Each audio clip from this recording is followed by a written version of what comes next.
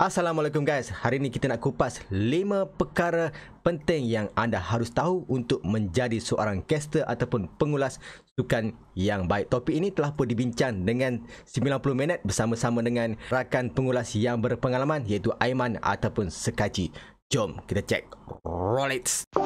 Assalamualaikum, Jelami here. Welcome to my channel.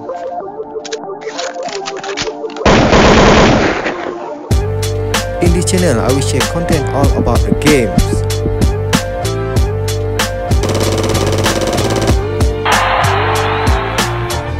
If you're new in this channel, please click subscribe button below. Hope you can enjoy. Thank you guys. Okey geng, selamat kembali. Anda bersama saya pada hari ini, Jelami, daripada Jelami YouTube channel, dan kita akan kupas 5 perkara penting yang telah pun kita bincangkan di 90 minit sesi yang telah pun kita buat live pada minggu lepas. Mari kita lihat sedutan sekarang. Macam masuk-masuk dah terus mulas, no, cannot jaga masa. Okey, jika anda mahu melihat secara lebih panjang, anda boleh klik kat link di atas ni ataupun di dalam description di bawah ini untuk pembincangan yang secara detail. Apapun dalam video ini saya akan cuba ringkaskan supaya anda mendapat point by point untuk rujukan anda. Video ini disponsor oleh KL Global Porter Ventures, di mana jika anda mahu menggunakan kenderaan di Kuala Lumpur, 5% lebih jimat daripada GrabCar. Anda boleh klik link di bawah ni. Thank you untuk KL Global Porter Ventures sponsor video ini. Jom kita lihat apakah poin yang pertama. Okey geng, sebelum kita bergerak dengan lebih lanjut, jika anda baru dalam channel ini, jangan lupa untuk press subscribe, kerana dalam channel ini saya akan berkongsi tentang tips casting berkenaan gaming dan juga beberapa konten untuk rujukan anda. Poin yang pertama yang anda harus tahu, apakah itu caster dan ataupun apakah itu pengulas sukan. Telah pun dibincangkan pada sesi live sebelum ini, kita adalah pembawa cerita kepada sukan tersebut. Kita akan mengulas game itu sendiri dan juga menaikkan kecantikan sukan itu supaya dia tidak mendata dan juga tidak membosankan. Caster juga akan membawakan hype ataupun meningkatkan semangat penonton dan juga poin-poin yang penting untuk makluman penonton. Caster juga berperanan untuk educate penonton, di mana mungkin penonton tidak tahu tentang statistik ataupun tidak tahu tentang gameplay itu. Anda boleh educate penonton. Itulah dia tugas utama untuk caster. Dan sekarang kita akan lihat apakah ciri-ciri seorang caster. Ada 4 ciri untuk caster sebenarnya. Yang pertama, anda haruslah minat untuk bercakap dan juga untuk menyampaikan. Jika tidak ada minat, sudah tentu anda tidak akan menjadi seorang caster. Pertama adalah minat. Yang kedua adalah knowledge ataupun pengetahuan tentang game yang anda cuba ulas. Sekurang-kurangnya anda tahu tentang game itu. Mungkinkah anda seorang kaki bangku tetapi anda selalu melihat bola dan anda tahu permainan macam mana, dan anda boleh untuk menjadi seorang pengulas ataupun caster untuk permainan tersebut. Yang ketiga, usaha untuk mempelajari game itu, macam mana rule dia, macam mana permainannya, sejauh mana dia bermain, berapakah pemain dia dan juga apakah peranan-peranan seorang pemain dalam game itu. Jika anda tahu tentang selok-belok game itu, anda telah pun bersedia untuk menjadi seorang pengulas. Yang keempat, ini anda harus melihat diri anda sebagai penonton sebelum anda menjadi seorang pengulas ataupun caster. Jika anda tak pernah menjadi penonton, sudah tentu anda tak tahu apakah yang penonton mahukan dan apakah yang penting untuk penonton tahu. Mari kita beralih kepada soalan yang seterusnya ataupun poin yang seterusnya untuk anda. Poin seterusnya untuk menjadi seorang caster adalah persediaan sebelum. Yang pertama, anda haruslah cek dan study tentang event ataupun permainan yang akan dimainkan, di mana jadual perlawanan dan juga sejarah game itu bersama-sama dengan bahasa yang akan digunakan. Apakah organizer mahukan kita bahasa Melayu ataupun bahasa Inggeris. Seterusnya anda harus study tentang pemain-pemain yang akan bermain dalam game tersebut. Lakukan research. Yang terbaik adalah melihat kepada sosial media mereka dan juga melihat apakah sejarah yang telah pun mereka capai sebelum ini. Jika tidak ada, mungkin anda boleh buat satu prediction untuk player-player yang akan bermain pada event tersebut. Yang ketiga adalah air. So anda harus minum air secukupnya dan juga tidak dehydrate sebelum dan semasa anda melakukan pengulasan ataupun casting. Dan yang keempat, anda tidak boleh makan terlalu rapat dengan events.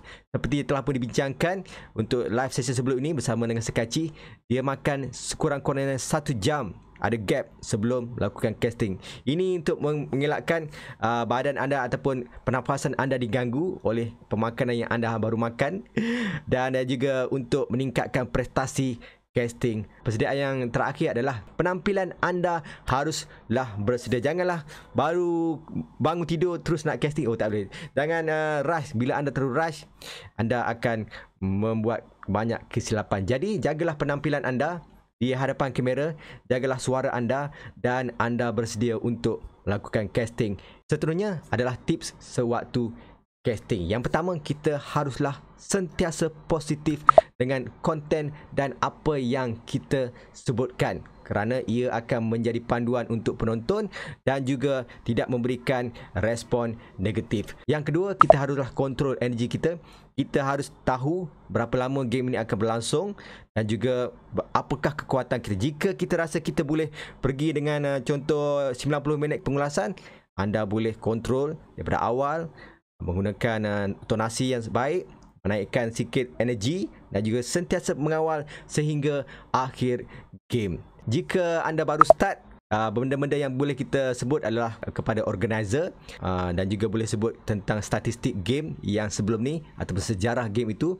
Yang ketiga, kita boleh sebut special shoutcast. Contoh ada player-player yang akan menjadi highlight pada malam ni, anda boleh sebut di awal pengulasan. Dan seterusnya akan terus fokus kepada game yang kita akan tunjukkan dan kita akan sebut. Tip yang paling penting yang telah pun disebut, less is more. Less is more ni kita hanya menyebut dan meningkatkan energi bila masa perlu. Tidak perlu kita terus-menerus meningkatkan tenaga dari awal hingga akhir. Tidak. Kita harus mengawal tonasi, mengawal energi supaya ia sebagaikan satu melodi cantik untuk didengar oleh penonton di luar sana. Less is more. Ada silent moment di mana ada waktu kita tak perlu bercakap pun, kita hanya melihat game itu. Bila selesai action, barulah kita mula bercakap dan ulas tentang apa yang sedang pun berlaku. Kita tingkatkan energi bila saat yang diperlukan. Contoh bila ada pertembungan yang sangat dramatik, itulah kita jual habis-habis ataupun meningkatkan tenaga kita, terus-menerus memberikan semangat kepada penonton. Ini adalah sangat penting, iaitu pantang ataupun kesilapan semasa casting. Okey, untuk kesilapan ni ada 6 perkara yang anda harus ingat. Sebutan, anda tidak boleh salah sebut game lain, tidak boleh salah sebut nama player. Yang pertama, anda harus sebut dengan betul nama pemain pasukan itu dan juga nama kapten contohnya. Anda tidak boleh salah sebut. Anda harus berhati-hati. Better, lebih baik anda lambat sebut, anda baca betul-betul sebelum anda sebut. Yang kedua, jangan tersilap sebut tentang sponsorship ataupun penaja event tersebut. Anda harus menyebut dengan betul, kerana dengan mereka lah kita bekerja, kerana dengan penaja inilah kita akan mendapat income. Nombor 3, pantang yang telah pun disebut adalah anda tidak boleh mix tentang bahasa. Jika organizer cakap kita nak gunakan bahasa Melayu, kita cuba gunakan 100% Melayu kecuali term-term yang ada dalam perlawanan yang kita boleh maafkan. Okey, jangan mix. Banyak caster-caster termasuk saya sendiri telah pun melakukan kesilapan ini sebelum ini. Untuk sekarang, waktunya untuk kita memperbetulkan dan tidak ulangi kesilapan ini. Yang keempat, kesilapannya kita menggunakan brand. Contoh, event itu adalah ditaja oleh Adidas. Kita jangan gunakan brand Nike waktu event tersebut. Yang kelima, satu lagi pantang, ini dipersetujui oleh beberapa produser, di mana jangan baca komen, kerana kita hanyalah bertugas untuk melakukan pengulasan tentang game dan jangan terlibat dengan komen di social media. Melainkan ada satu session, contoh di waktu break, kita biarkan anda berinteraksi dengan penonton. Dan yang paling penting, yang terakhir, 6 pantang yang terakhir adalah is about money driven This is not about caster. This is about the game. Anda harus ingat, jika anda mengulas sesuatu, walaupun anda ex-player ataupun anda lebih hebat bermain tentang game itu, kita harus menyedari bahawa kita adalah caster hanya berhak untuk bercakap tentang game, bukan pengalaman kita. Okey, sekian dahulu rumusan yang telah pun saya lakukan. Seperti yang saya sebut sebelum ini, jika anda nak lihat secara panjang, anda boleh klik link di bawah. Terima kasih yang menonton video-video yang akan datang. Jangan lupa untuk teruskan tekan subscribe dan juga loceng. Assalamualaikum. Jumpa lagi. Bye-bye.